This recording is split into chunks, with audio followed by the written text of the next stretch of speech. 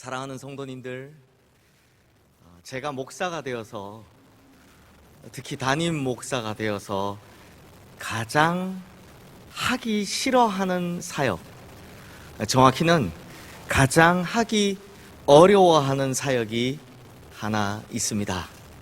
그게 뭐냐? 바로 장례입니다. 아무래도 제 성격상 헤어지는 걸 너무너무 싫어하기 때문에 그런 것 같습니다. 그리고 원래가 제가 참 정든 사람과의 이별을 너무너무 힘들어합니다. 못 견뎌 하죠. 제가 보통 장례 예배가 있으면 입관 예배 혹은 발인 예배에 가서 집례를 하는데요. 그 중에서도 입관 예배를 가면 보통은 예전에는 꼭 입관식에 참여를 했었습니다. 그런데 몇 해 전 평소 저에게 너무나 잘해주시던 한 권사님의 입관식에 이제 들어가게 되었는데, 제가요, 그분이 그렇게 작은지 그날 처음 알았습니다. 정말 자그마한 몸으로 수의를 이렇게 바짝 당겨 입지 않습니까? 이렇게 당겨 입고는 누워 계시는데, 그 모습이 저에게 너무 충격인 겁니다. 평소에도 입관식 들어가면 늘 괴롭기는 했습니다. 그런데 그날은 이상하게도 그 권사님께서 누워 계신 모습이 너무나 충격적으로 다가오는 겁니다. 그러니 며칠간 이 권사님의 그 마지막 누워 계신 모습이 제 머릿속에서 떠나지를 않는 겁니다. 그리고 눈만 감으면 자꾸 그 모습이 떠오르는 겁니다. 그래서 한동안 얼마나 괴로웠는지를 모릅니다. 제가 가끔, 아마 우리 수요 예배에 참석하시는 분들은 많이 들으실 거예요. 제가 가끔 우리 어르신들께 이런 말씀을 드리죠. 제가 은퇴할 때까지, 제가 은퇴 꽤 남았습니다만, 제가 은퇴할 때까지 제발 건강하게 살아계시라고. 그러면 우리 어르신들께서 웃으면서 손사래를 치십니다. 아이고 목사님, 이제 살 만큼 살았으니 갈 때 가야죠. 그때까지 살면 패 끼치는 거예요. 아닙니다. 패 끼치는 거 아니니까 제발 오래오래 건강하게 함께 하시기를 간절히 바랍니다. 제 은퇴할 때까지. 네. 한 20년 좀 넘게 남은 것 같습니다. 네. 제 마음이 이렇다 보니까 이게 너무 힘드니까 사실 우리 신앙에서 중요하게 다루어야 할 죽음에 관해서는 제가 단 한 번도 설교를 한 적이 없습니다. 죽음 다루기가 힘드니까요, 제 마음이. 그런데 하나님께서 자꾸 제 마음을 두드리기도 하셨고, 또 최근에 몇몇 일들로 인해서 오늘만큼은 죽음에 관한 설교를 해보려고 합니다. 아무래도 한 해의 마지막 주일이다 보니까 우리 인생의 마지막에 대해서 묵상해 볼 수 있는 좋은 기회이다 싶어서 오늘 이 죽음에 관한 설교를 해보려 합니다. 그런데요, 아마 모든 장례식마다 따라다니시면서 항상 고생하시는 우리 경조위원님들이나 혹은 눈치가 좀 빠르신 분들은 최근 들어 제가 장례 설교를 할 때마다 한 가지 설교만 하고 있다라는 걸 아실 겁니다. 물론 돌아가신 분에 대한 개인적인 소회는 각각 다 다르게 하지만 기본적인 틀이 똑같습니다. 왜냐하면 사실 제가요, 장래에 쓸 설교를 여러 편 만들어 놨습니다. 그런데 다른 설교들은 그냥 책상에 앉아서 이제 머리로만 쓴 설교라면 그 설교에만큼은 아주 특별한 사연이 있기 때문입니다. 이 사연이 좀 길지만 한번 들어보시기를 바랍니다. 제가 우리 교회에 오기 직전 한 교회 청년부 목사로 있을 때 있었던 일입니다.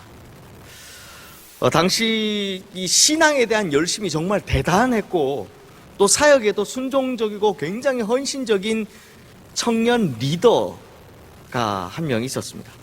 이 청년이 당시의 나이로 정확히 기억은 안 나는데 한 30대 초중반 여기 걸쳐 있었던 것 같아요. 그러다 보니 사실상 청년부의 정신적 지주 같은 큰 누님이었습니다.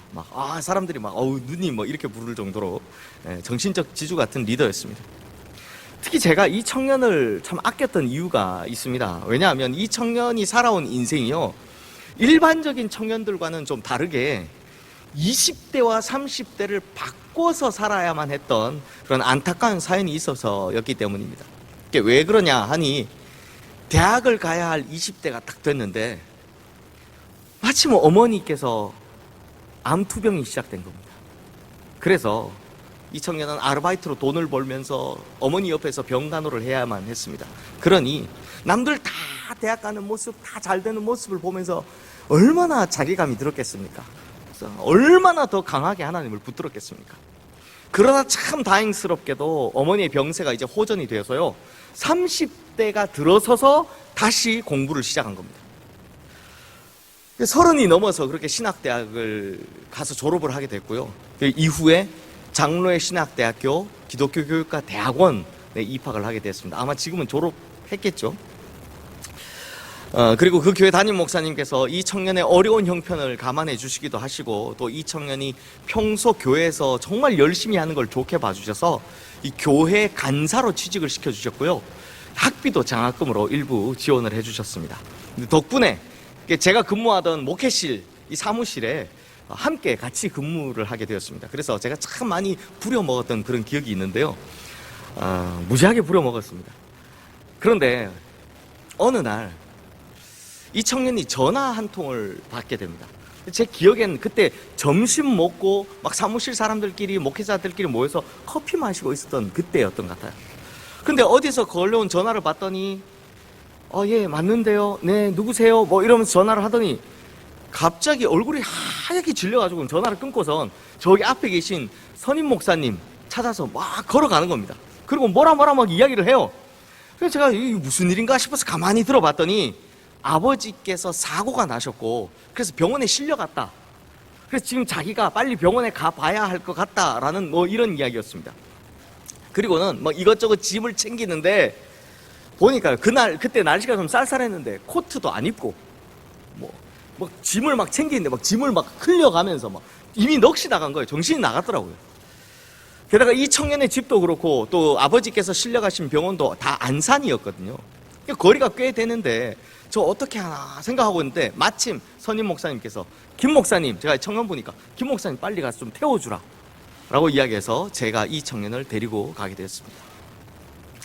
그리고 병원에 태워주기만 하고 돌아왔으면 몰랐을 텐데 이 청년이 가는 동안에도 이미 넋이 나가 있어요.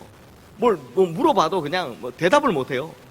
그래서 야 이거 안 되겠다 싶어서 제가 이제 수술실 앞까지 데리고 가주었습니다.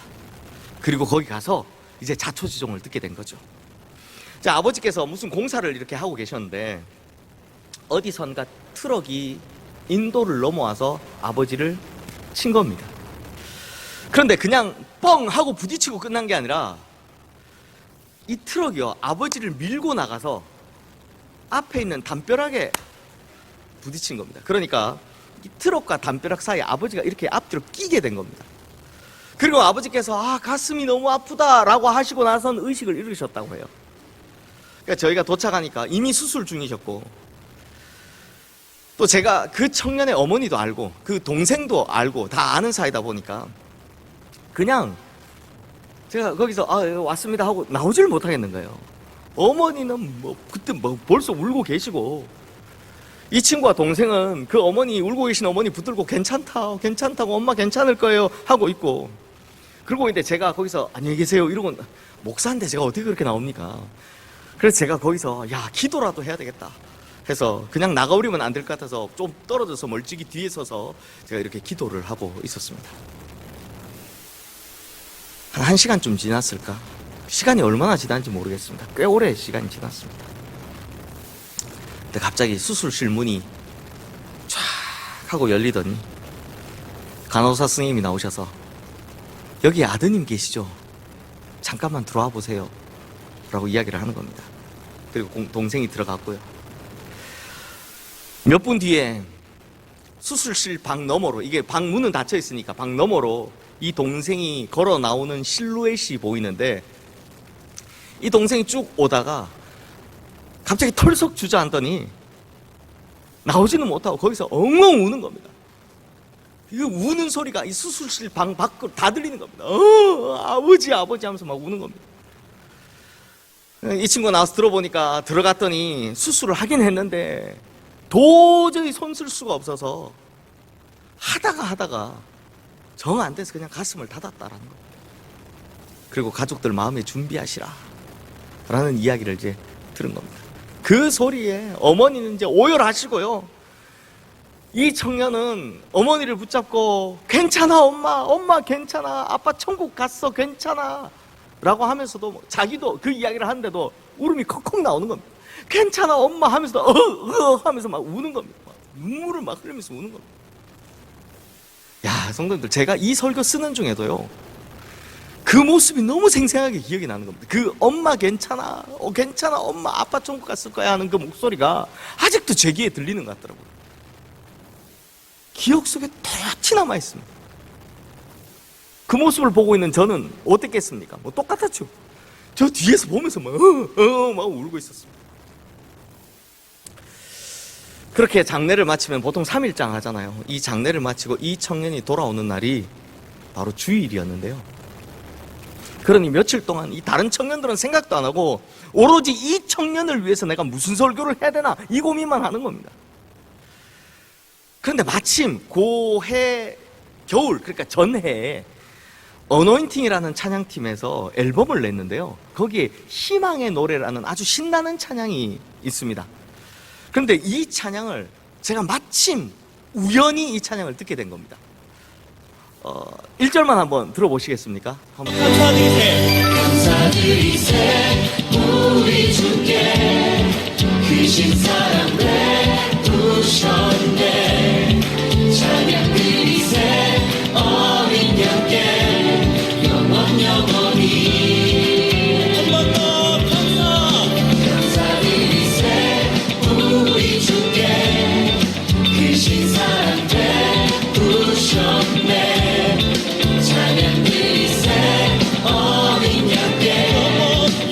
영원히 한 목소리로 감사합시다. 감사해 고통과 눈물 없는 문 열어주시니. 감사해 모든 만물을 새롭게 되는 그날 주시니. 그날에 열방과 모든 민족들 주 찬양하리. 새하늘과 생명의 그날 기뻐 노래하리. 신나는 찬양이죠. 이 찬양 후렴의 가사가 이렇습니다. 감사해 고통과 눈물 없는 곳 열어주시리.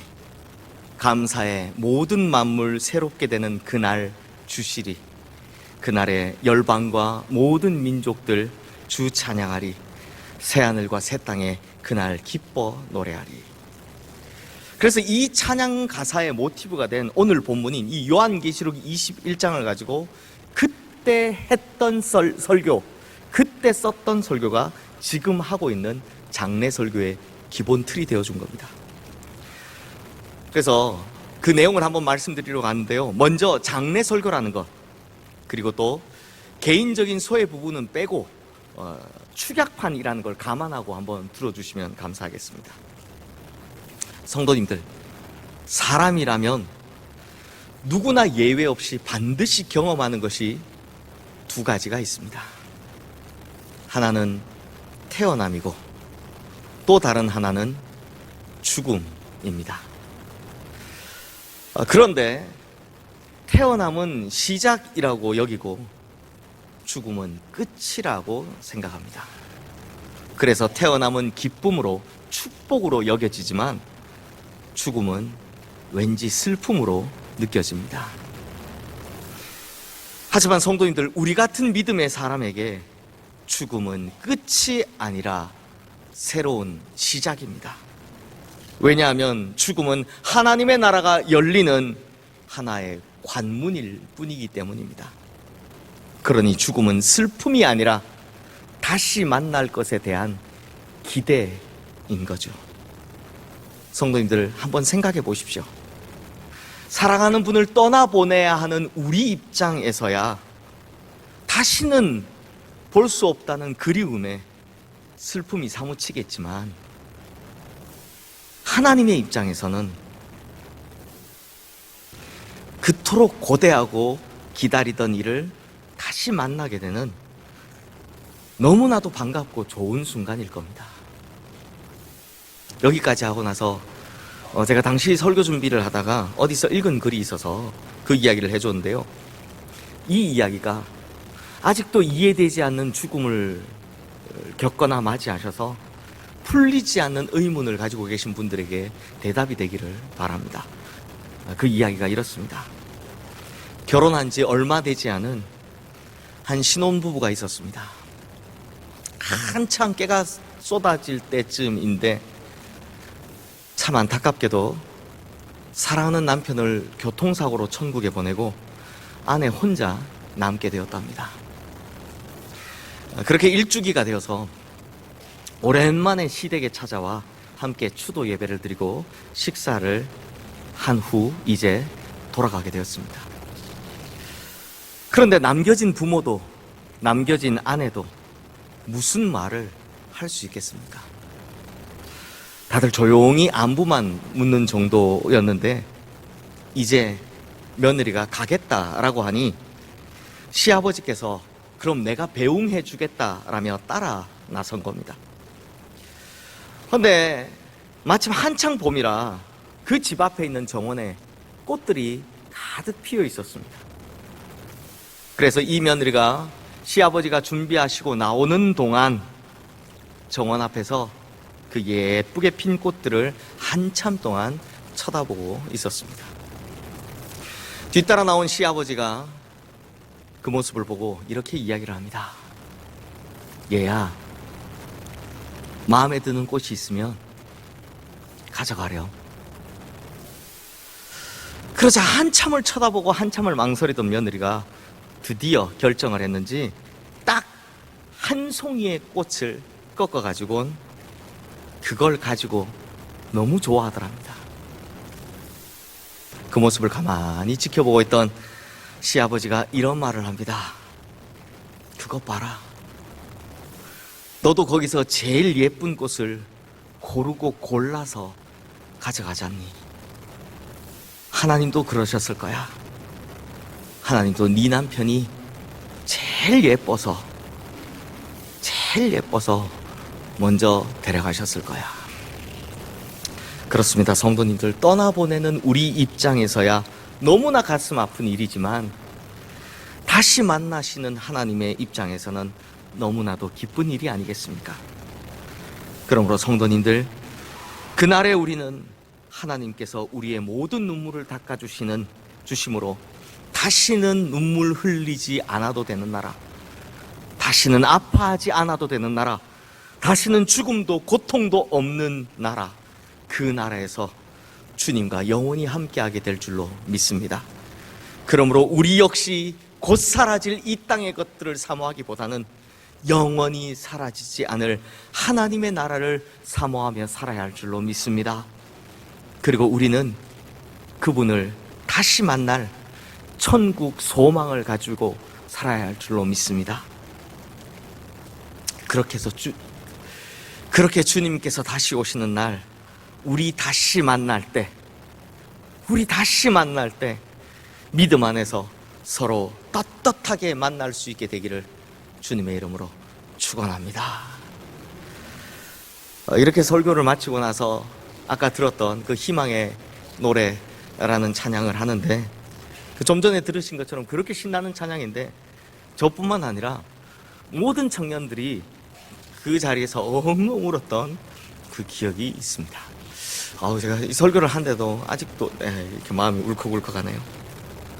자, 성도님들, 이제 오늘 본문에 나오는 천국에 대해서 좀 보도록 하죠. 성도님들, 오늘 본문에는요, 성경이 말해주는 가장 정확한 천국의 모습을 우리에게 잘 보여주고 있습니다. 먼저 3절 말씀 우리 함께 읽어보겠습니다. 내가 들으니 보호자에서 큰 음성이 나서 이르되 보라, 하나님의 장막이 사람들과 함께 있음에 하나님이 그들과 함께 계시리니 그들은 하나님의 백성이 되고 하나님은 친히 그들과 함께 계셔서. 자, 성도님들, 천국은 어떤 곳이라고 합니까? 이 짧은 한 절의 말씀에 보면 하나님이 그들과 함께 계신다라는 표현이 무려 3번이나 반복해서 나오는 걸 볼 수 있습니다. 즉 천국은 어떤 곳이냐? 천국은 하나님께서 우리와 함께 하시는 곳이다라는 겁니다. 사실 제가 어릴 때 들었던 천국, 또 우리 성도님들께서 처음 신앙생활 하실 때 들으셨던 천국은 이런 이미지였을 겁니다. 아마 다들 들어보셨을 거예요. 천국에 가면 성곽은 백옥으로 쫙 둘러싸여 있고, 성은 온통 정금으로 황금으로 되어 있으며, 성문은 막 진주로 꾸며져 있을 뿐만 아니라 각종 보석들이 막 박혀 있다. 들어보셨죠? 네. 성경에도 나오는 말이니까 이건 틀린 말은 아닙니다만 이것이 천국의 본질은 아닙니다. 그럼에도 이런 내용을 강조했던 걸 제 생각에는요, 아무래도 1960년대, 70년대 우리나라가 너무 가난하니까 목사님들께서 설교하실 때마다 천국을 이렇게 좋은 곳입니다라고 묘사를 했던 것 같습니다. 그러니 속으로 이런 생각하잖아요. 천국 가면 얼마나 풍요로울까? 내가 지금 이렇게 가난한데 천국 가면 얼마나 부유할까? 내가 지금 이렇게 힘든데 라는 이런 갈망을 채워주었던 것이 이제 당시 목사님들이 설명하셨던 천국에 대한 말씀이었다라는 거죠. 하지만 천국의 본래의 모습은 이런 것이 아닙니다. 성도님들, 천국이 천국 될 수 있는 이유는 딱 하나, 거기에 주님이 계시기 때문입니다. 거기서 우리는 주님과 더불어 함께 영원히 살 수 있기 때문입니다.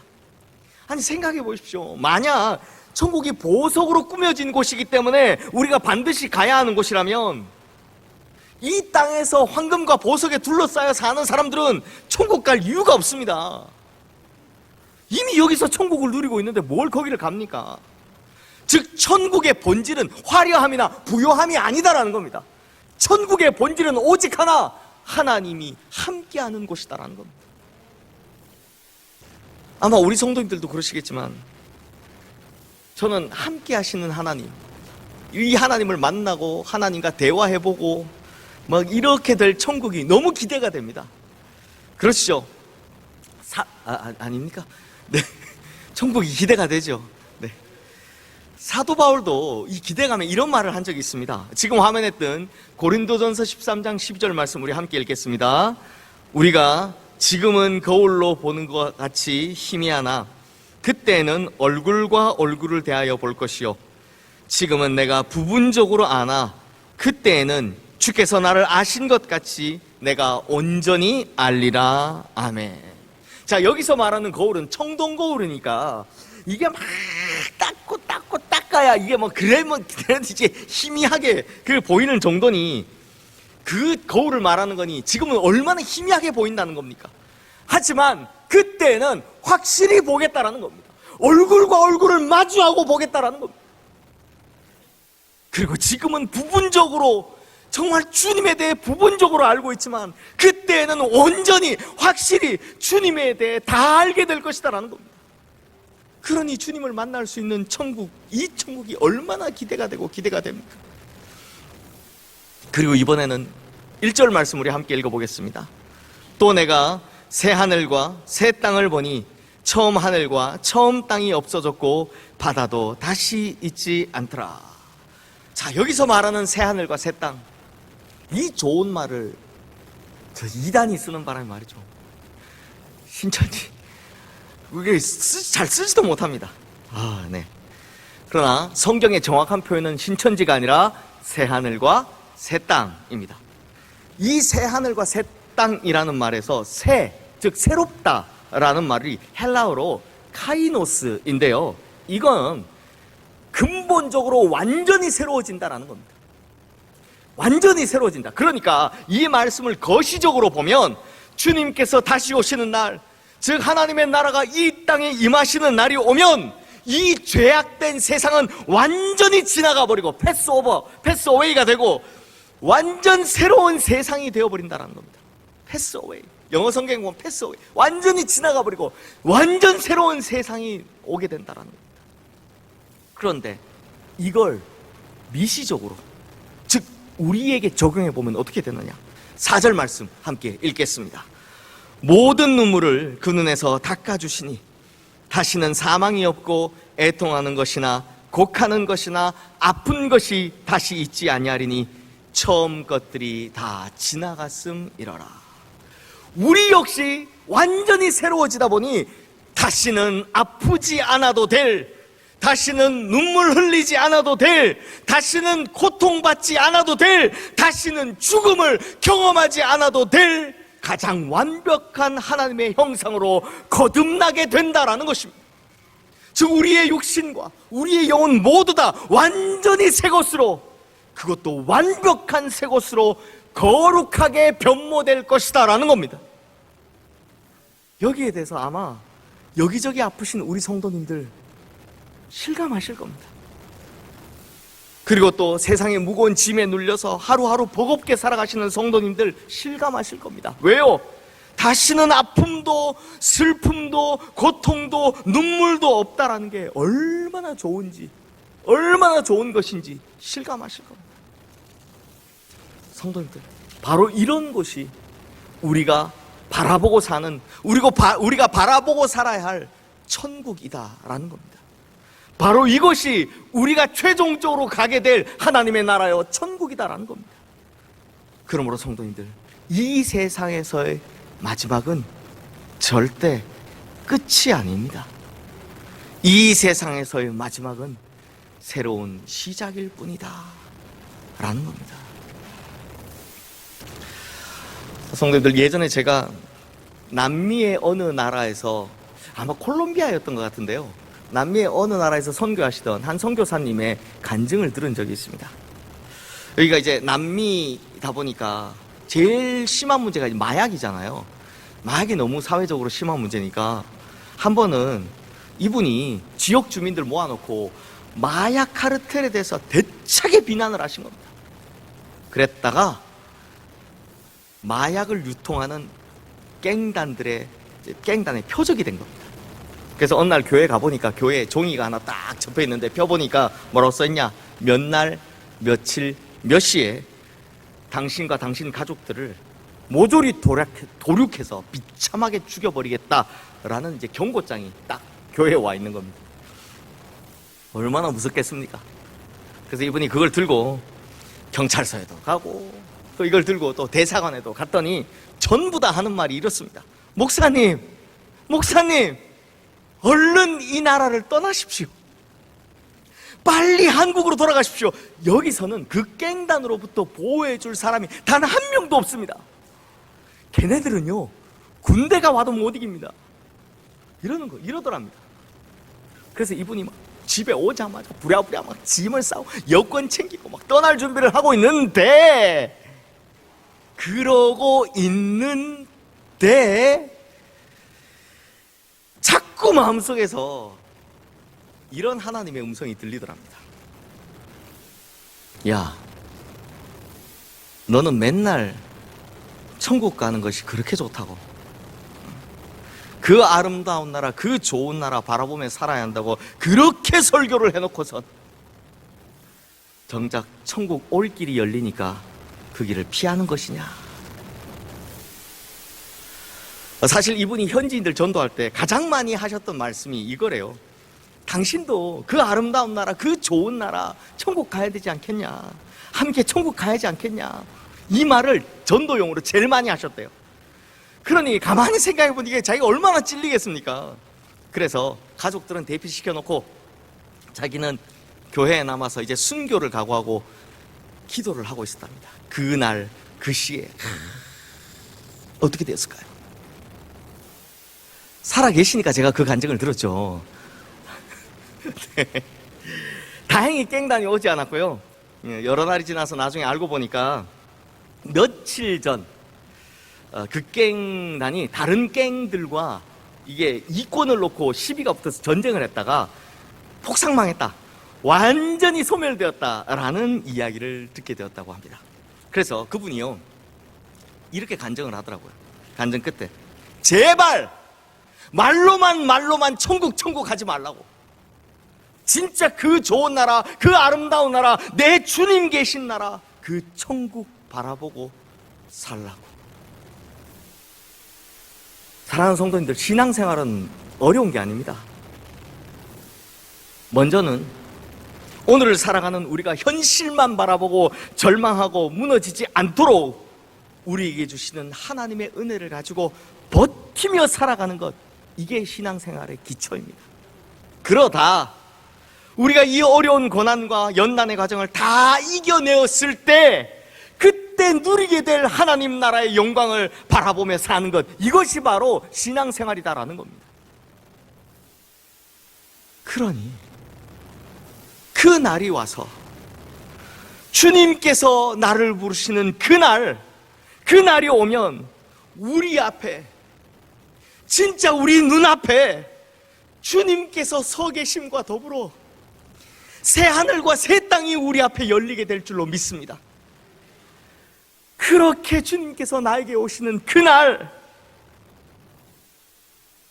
그날이 되면 나를 위해 예비하신 고향 집에 돌아가 아버지의 품 안에서 영원토록 살리라. 그렇게 우리 앞에 열린 천국문으로 확신 있게 감사함으로 기뻐하며 들어가시는 우리 모든 성도님들 되시기를 주님의 이름으로 축원합니다. 기도하겠습니다. 하나님 아버지, 우리에게 천국의 소망을 주셔서 참 감사합니다. 그리고 그 천국에서 주님께서 우리를 기다리고 계신다 하시니 더더욱 기대가 됩니다. 그러니 이 힘든 세상 속에서도 우리 모두 하나님의 은혜만을 구하고 바라며 살아가다 그날이 올 때 열린 천국문으로 확신 있게 들어가게 하여 주시옵소서. 다시는 눈물도 고통도 슬픔도 없는 그 날에서 주님과 더불어 영원히 살게 하여 주시옵소서. 우리에게 천국의 문을 활짝 열어주신, 그리고 그 앞에서 우리를 기다리고 계신 우리 주 예수 그리스도의 이름으로 기도드리옵나이다. 아멘.